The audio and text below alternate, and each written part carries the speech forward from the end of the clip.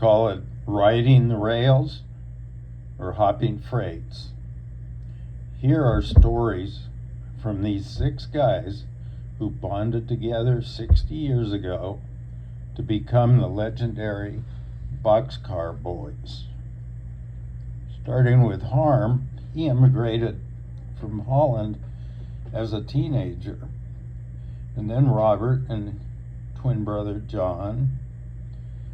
Then Carl, our cheerleader, who we've known since 4th grade. Then Roy, we all met in high school. And finally Shane returned after schooling in Europe as a military dependent. Thank you in appreciation to each one of them for preserving these special memories of the times when they were young. These 2 young men came who were the grandsons of the friends of my grandparents. One went to Northwestern Law School and the other one went to the University of Chicago. And my grandmother asked me, Roy, they're here in town, would you take them and show them around Santa Barbara? Now, I don't think Robert was living in town in those days, but John was. And I called John up and I said, John, how would you like to show these guys what riding a freight train is? And I remember taking this freight train and it stopped north off of the coast by Vandenberg Air Force Base. And we got off to take a leak. I remember all the guys got off and all of a sudden the air police came and they arrested all of us. Maybe a few cars merging from different directions. And they didn't rough us up. They took us all, though, out to the main gate after checking to make sure that we weren't going to sabotage anything, and we had to make our way home.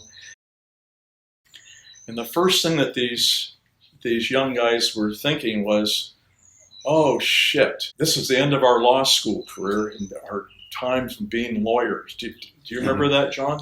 Yeah, I'm thinking you should have had your Air Force ID on you somehow.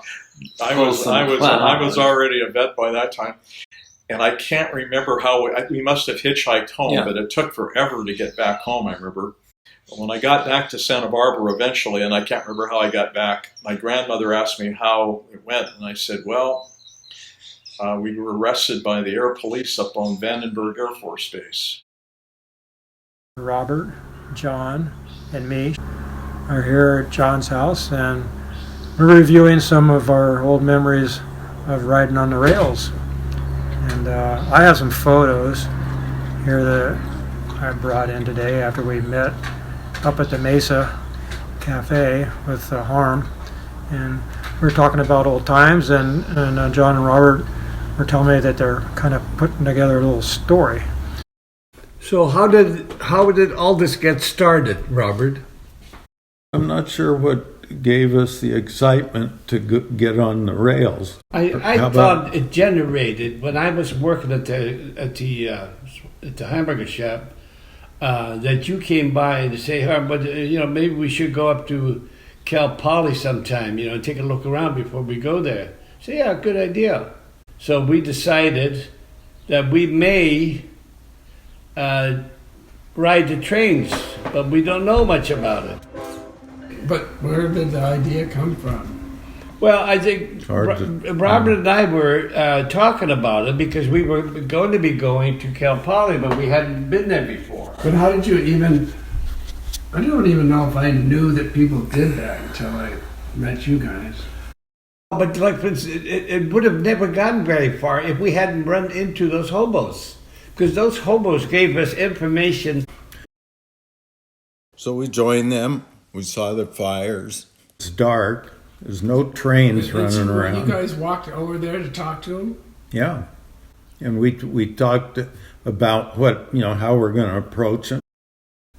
We were dressed for our attempt with the fatigues. Yeah, we thought about it. I had an interliner. It's a wool interliner, military. But I have it in this photo here that we took on that ride. I've got it tucked under my arm. And I don't even know if we had a bottle of water with us. I mean, it was real basic. And we just started basic and we went, but we had enough sense to know that this is dangerous. What's the best way to do this? Where should we climb on? What should we climb on? When should we climb on it? And it's all Well, that. and that was the information, a lot of the information we received from the hobos. The hobo. You know, for us gravitating to that, it was unplanned, but it was interesting and educational, and it served a purpose. But going back to our beginning, you and I did that initial Run. trip, Yeah. you know, and after that it grew, and I think it spanned from, because our first run was in I think it was Easter time in 1963, Okay. and then it took off from there.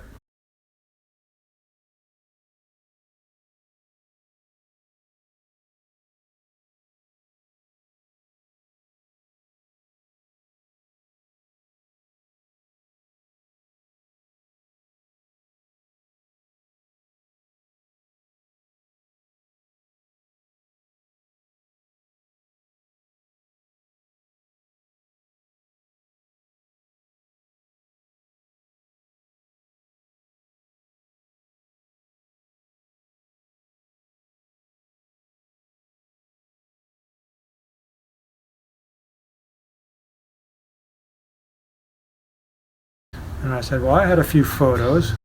So Roger heard about our trips and he wanted to go on one, so invited him along. And he wasn't the most athletic guy in the world. The rest of us all played football and wrestled and rugby and all those other kinds of things. Pretty athletic. Getting on Roger's, we had to kind of worry about him a little bit, being able to jump on the tree, especially jumping off, you know, not falling down and trying to pace yourself to jump on. And he was the same age of all of us. We're all in the same age category there. John and Robert and I have all been on a few rides. Roger never had, and so we had to show him how to transfer from one train to the other and step on that connecting piece. What's that thing called? Coupling. Yeah. And get across there and not get jammed up on that. And in this one picture, you can see that I'm holding on to him while he's reaching across to get out there. It's a good 3-4 feet apart. I'd say more. 5 feet apart. And you got to get across that coupling. Some have some suspension and others don't, and it's rocking really hard, so it's rocking, you know, sideways and laterally and vertically and all this, and you're trying to walk across, and you can't like reach from one to the other. You have to like get over there and grab that handle, and you got to do it right. And when you transfer from one train car to the other train car, you're petrified and you know it's dangerous. So that's the good thing. And then we talked him into climbing up on the top and give him the wild ride and Get a view. get a nice view. And we come to a bridge crossing over a river that has a overhead enclosure type there in front of us that makes it kind of scary for us to be on the top of the train. So we had to either lay down on the tops or get down between the two boxcars whenever those were happening. I think once we got on a train, on a freight, preferably a boxcar or a flat car or something if it's during the day, we were comfortable. Yeah. So we just finished talking about the box cars, and those are the ones that are carrying loads of materials, dry goods, and you know, Other hobos. other hobos and stuff to get to point A and point B. This new person coming with us, there were some very strict basic things that they had to know, and it's like Shane was saying, just reaching for the ladder. The one thing we always say is reach high. There are chances, and we see it all the time, that there are obstructions. Right. Bars, metal bars, switch box, things that are just right close to the track, right where you're running, so make a point to walk it before you do it. But I remember that incident, and I knew it was senior week. Right. We hadn't quite graduated. We were days away from. Yep, that's right. So we're still in high school. Nobody's in college. And you were there. Yeah, and that was that lunch break, and here came a train. And next thing we knew, in the week, the word's out that at City College, these guys, first thing they got was a couple 6-packs of beer, and they figured they're going to just walk onto a train. So we get all this feedback stories the next week, where they didn't do their homework, they didn't, and We finished the beer, but we didn't finish the ride. yeah, and the girl got sick, and I think there was one where they were apprehended, and Was that right? and there was some police action involved. No, but we avoided all that stuff, and But we had those rules.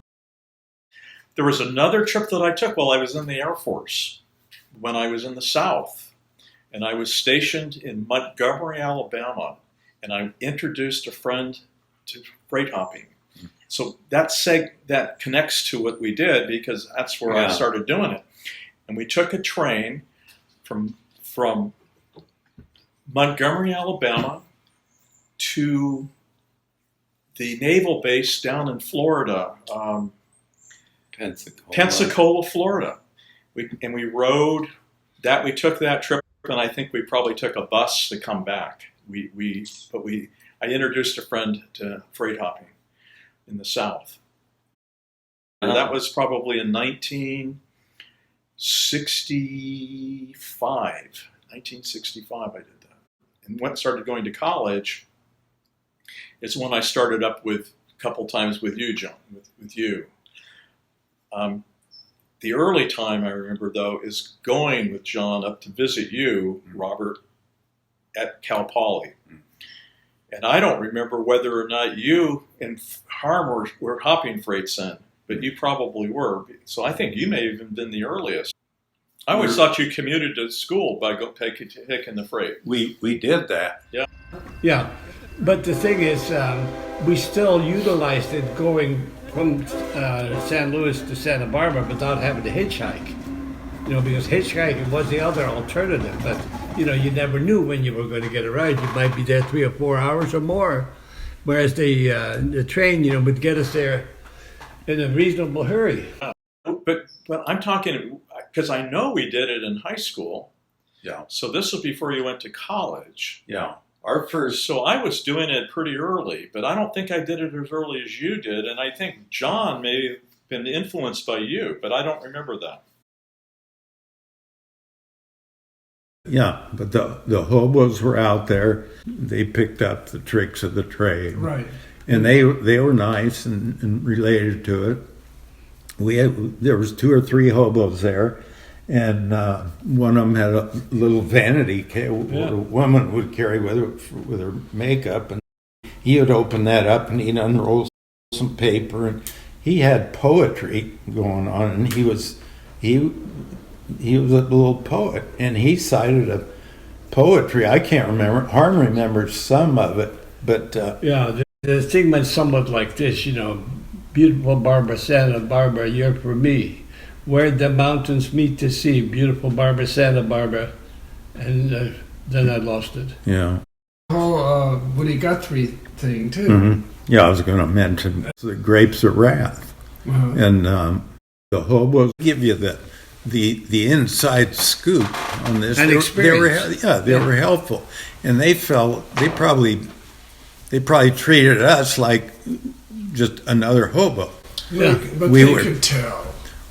Well, maybe, but they may not care. One of the hobos' names was Adrian. Do you remember Adrian, John? Yeah. Yeah. So Adrian was probably very much an alcoholic because he paid us some money to go buy him some wine. So we were sitting around and we went over to this liquor store to buy some wine. We were underage, but we bought the wine anyway. The guy sold it to us. We brought it back to the hobo camp, and we were sitting around a fire passing this jug of wine around. And I remember Adrian took one drink of it and he was passed out. Anyway, we were going southbound on a freight that John, Robert, and I were on, and we met another rail rider, hobo type guy, who had a dog. And whoa, no, it says right here, Bobo and his hobo. So so our hobo, we know his name, but we know his dog's name is called Bobo. It's just Bobo. Yeah, and not his hobo. Yeah, and here's John and Robert and Bobo, and we were waiting for the 8812 train going southbound, coming into Santa Barbara. And where do you think we would have jumped on that? Down not in Toledo, down in Santa Barbara by the hobo area, probably. Well, yeah, all the trains stop. All of them stop in Santa Barbara. Freights and, of course, the passenger trains. So they had sidings to accommodate these, and it could get crowded, but we knew that we would show up down there, and we could just go out, drift over to the tree line and get in with the hobo jungles and sit down there and wait. We're just having fun, so we come and hop this freight. Yeah, we're just going for a fun ride. And we had one of the hobos showed us how to use a railroad spike to jam the door so that the door wouldn't be a dangerous thing to us. So how did we know when we were going to the destination that the train would actually stop there? You just have to pick up, usually from the hobos. Harm remembers it. It was he and I riding in was around Thanksgiving. It was probably a break time from school, and we hopped a freight, went to Santa Barbara, and came back up on the freight. We've done this before. We'll get off in the yard, and it's maybe a couple miles from there to the campus, and we'll get off when they're just before Cal Poly. It'll be just cruising nice, probably. Yeah.